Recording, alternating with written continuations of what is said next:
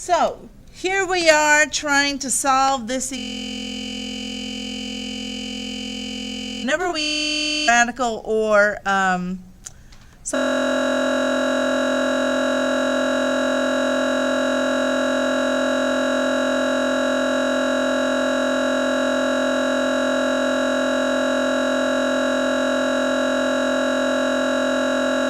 so now to undo a cube root, I want to cube both sides.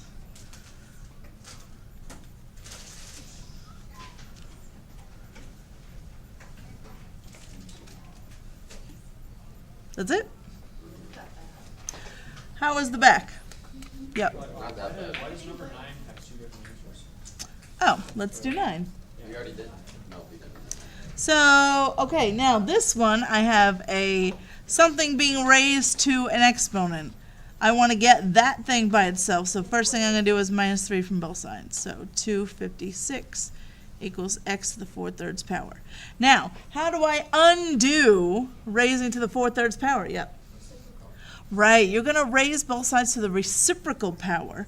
So I will raise u to the 3/4 power, and I will raise u to the 3/4 power. So on the right-hand side, that just becomes x. And then on the left, you have to do that out. So the 4th root of 256 Would be 4. 4, and then 4 cubed is 64. Now, they also had negative 64. There's negative 64 times. No. Well, if you think about, okay, so it gets a little confusing here because the square root of, let's say, 25, couldn't it be both positive 5 and negative 5? Because negative 5 times negative 5 is positive 25. Positive 5 times positive 5 is positive 25. Right, so when I'm taking the 4th root, right, could I have positive 64 and, or I'm sorry, 4th root of 256 was 4, right? Couldn't it be positive 4 and negative 4? Because if I take negative 4 and I raise it to the 4th power, don't I still get 256? Yeah. So let's say that the answer had been negative 4. If I take negative 4 and I raise it to the 4th power, I mean the 3rd power, that gets me negative 64 as well.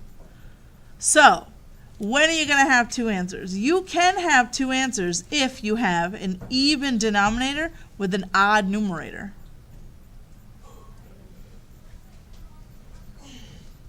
Does that make sense? If you have an even denominator with an odd numerator, you could get out 2 answers. So that didn't happen in any of our other ones. We were having odd denominators, so you don't have to worry about it then because, like, for example, if you jump back to number 3, right, the cube root of 729 could have been negative, but then I went ahead and squared it anyway, so it didn't really matter. Thank you. Oh, no, it couldn't have been negative. I take that back anyway. Otherwise, it would have been a negative 729. Okay, so just be mindful of that. It doesn't come up too often, but if you do have that pattern with the even and the odd, you could end up with 2 answers. You have to always do or like is it always you gotta need it and odd? It's always 2 answers or some of those weird. I don't want to make a definite claim because I'm not sure.